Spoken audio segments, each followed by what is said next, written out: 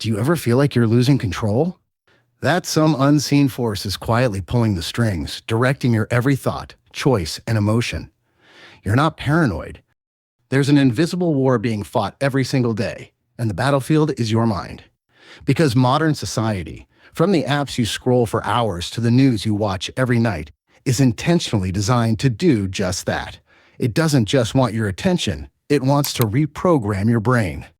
Imagine every time you get a like, a comment, or even a meaningless notification on your phone. The screen lights up, and your brain gets a tiny hit of dopamine. It's a fleeting sense of satisfaction. The problem is, this mechanism works exactly like a drug addict's brain. Tech companies know this. They aren't building a product, they're engineering an addiction. The result? Our ability to focus has been shattered. In a shocking 2015 report, Microsoft revealed that the average human attention span has dropped to just 8 seconds, officially less than that of a goldfish.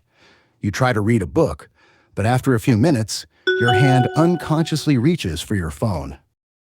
And here's an even scarier number from the research of Gloria Mark, a professor at the University of California.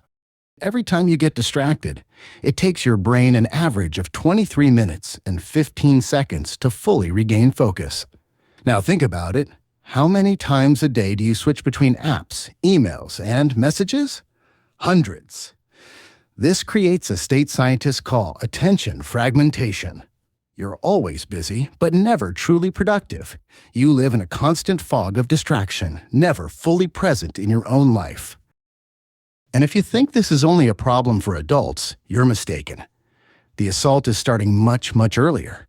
Think about the iPad, the so-called digital nanny of the modern age. We hand it to our kids for a few minutes apiece, not realizing we're giving them a tool that retrains their brains.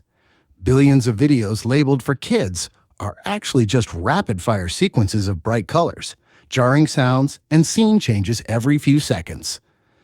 They are digital candy designed to extract the maximum dopamine response from a developing brain. The result? Look at a child today. A 4-year-old who can't play with a single toy for more than 5 minutes. This isn't natural behavior. It's a perfect reflection of scrolling through short-form video feeds. Their brains have been trained to crave constant novelty and have lost the capacity for deep focus. We are stripping the next generation of their ability to think creatively, to be patient, and to pursue anything that requires sustained effort. This is perhaps the most insidious form of manipulation because its victims are too young to recognize it and defend themselves. But the attack doesn't stop at your focus. It targets your emotions, and its primary weapon is fear. The human brain is wired to react to threats far more strongly than to positive information. And news corporations exploit this weakness masterfully. They constantly pump your feed with disaster, crime, and war. Why? Because fear sells. Fear keeps you glued to the screen. So what's the reality? According to data from the U.S. Bureau of Justice Statistics, the national violent crime rate actually dropped by 71% between 1993 and 2022. Yet in survey after survey, most Americans believe crime is getting worse. That's not reality. That is a distorted perception engineered by a steady diet of negativity. And when your mind is tired from being fragmented and fearful, the final blow is delivered, the social comparison trap. You open Instagram or Facebook. What do you see? Perfect vacations, luxury cars, flawlessly edited bodies. You scroll through 100 seemingly perfect lives, and then you look up at your own. Instantly, your brain releases cortisol, the stress hormone. A sense of inadequacy, insecurity, and envy creeps in. You are comparing your messy, real life behind the scenes to everyone else's curated highlight reel. And it's a game you can never win. So, how do we fight back in this war? First, become the gatekeeper of your own and your family's attention. Here's a powerful strategy. Right after this video, go into your phone settings and turn off all notifications from social media and entertainment apps. Instead of reactively responding to every buzz, proactively set aside a few specific blocks of time each day to check them. You control the technology, don't let it control you. And especially for parents, we all know that in busy life, screen time for kids is sometimes unavoidable. If it's going to happen, make it count. Instead of opening YouTube Kids or TikTok for passive consumption, turn that into active engagement time with high-quality educational apps. Studies from the John Gans Cooney Center and the University of Wisconsin have shown that kids learn vocabulary and problem-solving skills far more effectively from interactive apps than from just watching. Find apps that require your child to think, to match puzzles, to color, or to make choices, instead of just swiping. This is how you turn a tool of distraction into a tool for learning. Second, train your focus muscle. Meditation, even for just 5-10 minutes a day, isn't some mystical spiritual practice.